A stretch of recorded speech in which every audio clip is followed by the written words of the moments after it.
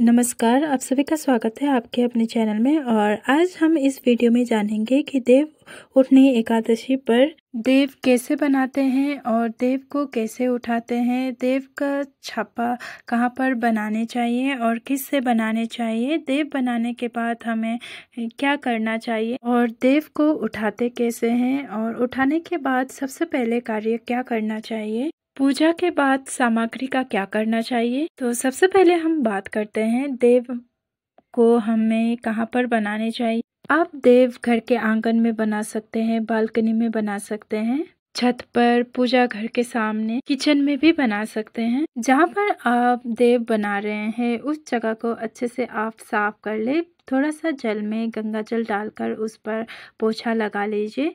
देव का छापा बनाने के लिए आपको खड़िया, चूना, गेरू आपको चाहिए होगी। चौक से भी आप बना सकते हैं। आप सबसे पहले खड़िया या चौक से देव के घर का आकृति बना सकते हैं। चौक से इसलिए हम छापा मारते हैं क्योंकि जब हम गेरू से बनाएंगे तो आसानी रहती है, इसलिए हम चौक या खड़िया से आकृति बनाते हैं। अब हम आकृति बनाते हैं। चारों पास से आपको लाइन बनाना है, फिर बीच में दरवाजा छोड़ना है। आपको डबल लाइन बनानी होती है। आपको एक बात का ध्यान रखना है, जहाँ पर आप बना रहे हैं उधर किसी के पैर ना पड़े, इस जगह पर आपको बनानी है। और यहाँ पर मैंने मुख बना लिया है वी शेप में और साइड में हाथ भी बना लिया है, पैर भी बना लिया है।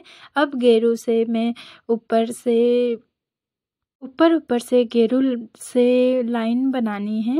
पहले के समय में लोग जो होते हैं थे वो देव को दीवारों पे या फिर जमीन पर गोबर से और गेरू से बनाते थे और चूने की मदद से भी बनाते थे।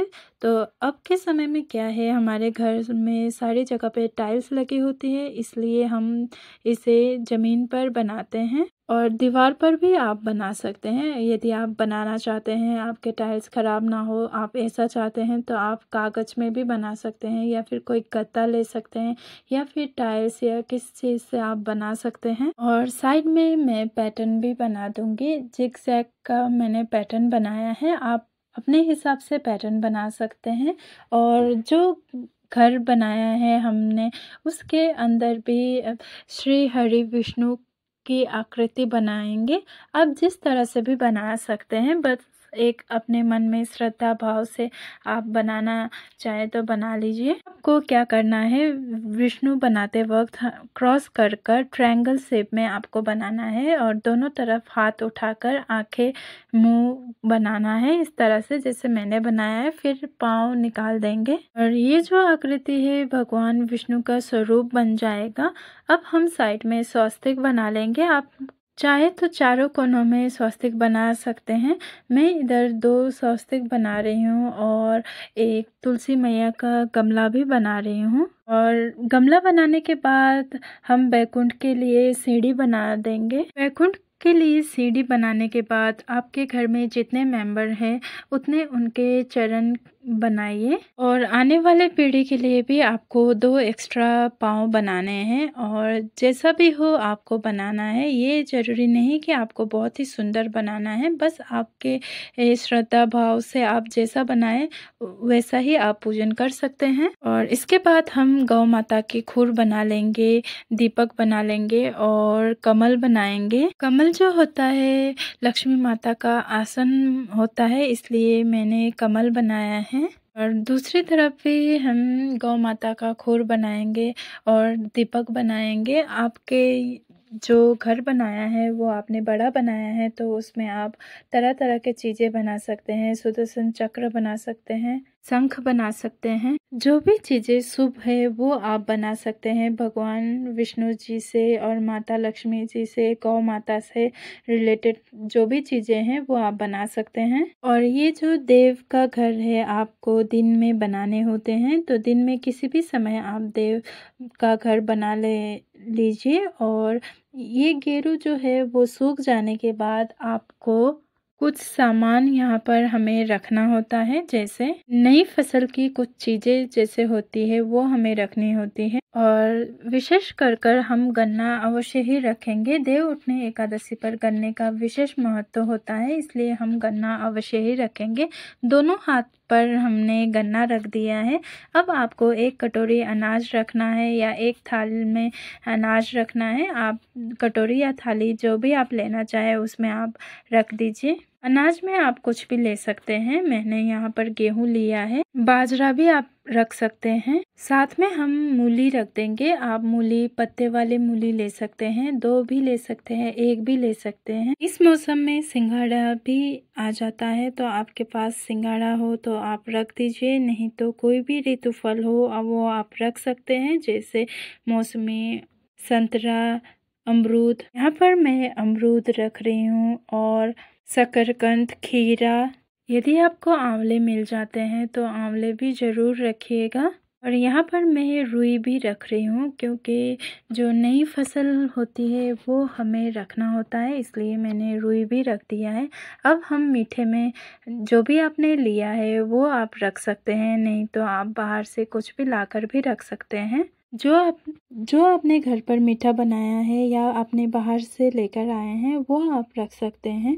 फिर इसके बाद हमें चाहिए एक कुल्हड़ या छोटा सा मटकी होता है, उसमें जल भरकर जरूर रखिए, क्योंकि ऐसा इस गीत में भी होता है, कोरा कलश मीठा पानी, उठो देव पियो पानी। इसीलिए आपको पानी जरूर रखना है। इसके बाद हमें देसी घी का दीपक रखना होता है। जब आप दीपक रखें वो आपको आसानी से प्रज्वलित कर सके, उसी हिसाब से आपको रखना है, पास में रखना है। फिर उसके बाद हमें इन चीज़ों को ढकना है। आप टोकरी भी ले सकते हैं इसे ढकने के लिए, या फिर शुद्ध कोई बर्तन आप ले सकते हैं जो कि आपने किचन में यूज़ ना किया हो। पूजा में यूज़ करने वाली थाली भी आप ले सकते हैं जिससे कि सामान ढका जाए, या फिर प्रात आप ले सकते हैं।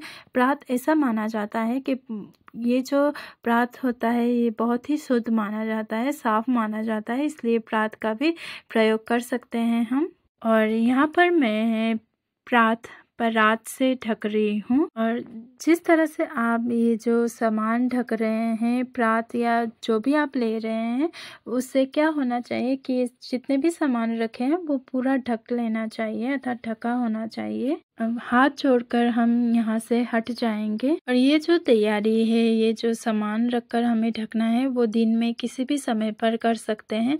और इसे ढकने के बाद इसे हिलाना डुलाना नहीं है, बस ढके रहने देना है। फिर हमें बाद में सूर्यास्त होने के बाद सभी घर के सदस्यों को हम इकट्ठा कर लेंगे। बच्चों को भी इकट्ठा करने के बाद हम हाथ जोड़कर देवों से आग्रह करेंगे उठाने के लिए। हे देव, आप अपनी योग निद्रा से जागिए, सृष्टि के संचालक कार्यभार को संभाले।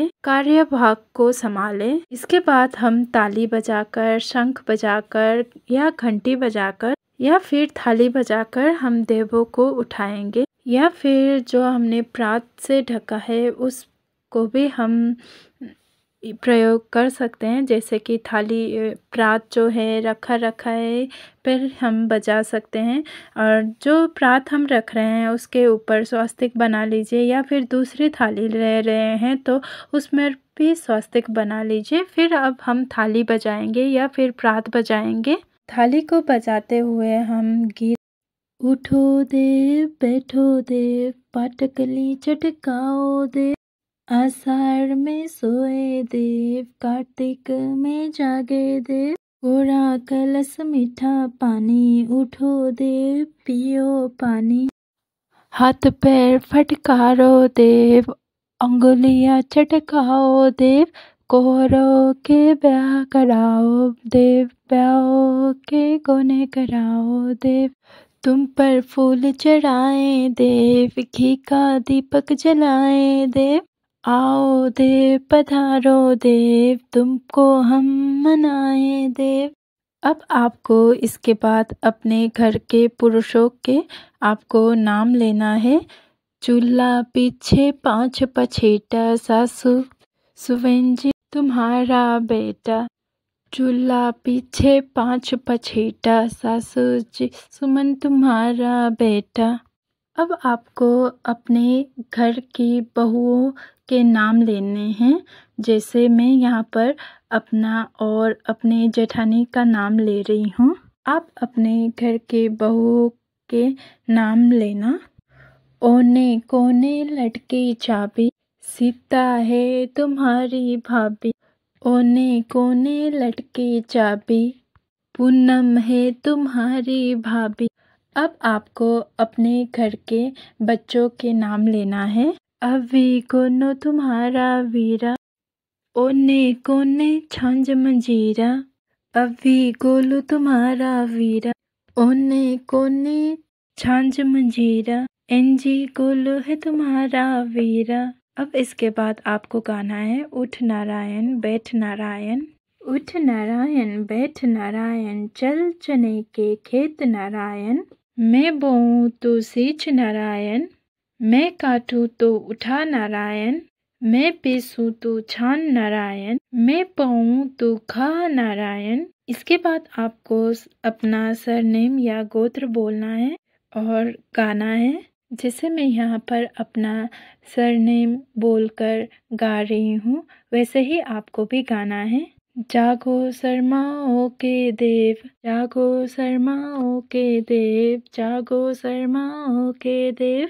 अब इसके बाद आपने जो भी भोग प्रसाद सामग्री अर्पित की है, उन सभी का नाम आपको लेना है। जैसे गन्ने का भोग लगाओ देव, मूली का भोग लगाओ देव, मिठाई का भोग लगाओ देव, अमृत का भोग लगाओ देव, खीरे का भोग लगाओ देव, शकरकंदी का भोग लगाओ देव। अब इसके बाद आपको प्रात से ढका है या टोकरी से ढका है, उसको उठाकर आपको धीरे से इसको उठाना है। फिर हम जो हमने घी का दीपक रखा है उसे प्रज्वलित करेंगे। जितना हमें दिख जाए और हम दीपक प्रज्वलित करें उतना ही आपको उठाना है। जो भी आपने ढका है जब दीपक प्रज्वलित हो जाती है फिर इसको उठाकर आपको साइड में रख देना है। आपको मैंने पहले ही बताया कि हमें देव को उठाते वक्त हमें सबसे पहले कार्य कौन सा करना है।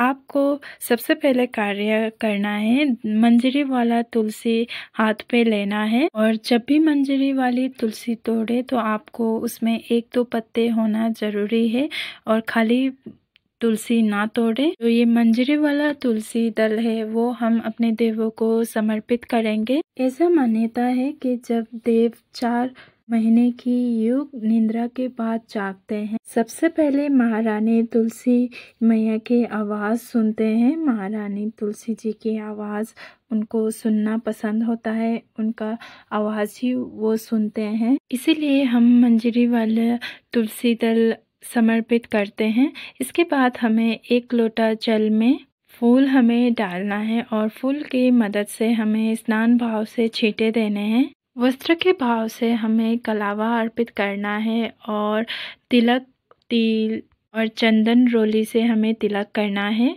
फिर उसके बाद तिल अर्पित करना है। तिल समर्पित कर देंगे। फिर उसके बाद हमें पुष्प अर्पित करना है। पुष्प नहीं है तो कोई बात नहीं, आप बिना पुष्प के भी इस पूजन को कर सकते हैं। तो यथासंभव अब हम दक्षिणा अर्पित कर देंगे और जो हमने दीपक प्रज्वलित किया है उसी दीपक से हम प्रेम पूर्वक हम बहुत ही प्यार से हम आरती करेंगे देव की। और जो हमने भोग प्रसाद रखा है वो सभी परिवार में बांट दें, और जो हमने अनाज रखा है वो आप चाहे तो दान दे सकते हैं, नहीं तो आप अपने घर के गेहूं में भी मिला सकते हैं। जो रुई हमने चढ़ाया है वो आप पूजा घर में बाती बनाकर प्रयोग कर सकते हैं। जो दक्षिणा है वो आपके घर में के कुंवारी लड़की को दे सकते हैं, कन्या को। आरती हो जाने के बाद अब हमें थोड़ा सा हाथ जल में लेकर आचमन करनी है। आचमन करके भगवान से हमें जो भी पूजा में रही कमी को दूर करने के लिए हम क्षमा याचना करेंगे। फिर उसके बाद हमें किसी किसी जगह पर तो ये रात को ही जो हमने देव बनाया है उसे हटाते हैं। आपके यहाँ पर कब हटाते हैं वो आप देखकर पूछकर आप हटा सकते हैं। तो आपको हटाते वक्त अच्छे से साफ सुथरे कपड़े से गंगाजल डालकर इसे साफ करना है। अच्छे से पोछा लगा लीजिए, फिर ये हट जाएंगे। हमारे यहाँ तो सुबह के समय हटाया जाता है, आपके यहाँ कब हटाते हैं उसी प्रकार से आप हटा सकते हैं। तो आशा करती हूँ आप सबको ये वीडियो पसंद आई होगी। अगर पसंद आई हो तो इस वीडियो को प्लीज़ लाइक कीजिए, चैनल को शेयर और सब्सक्राइब अवश्य ही कर दीजिएगा। धन्यवाद।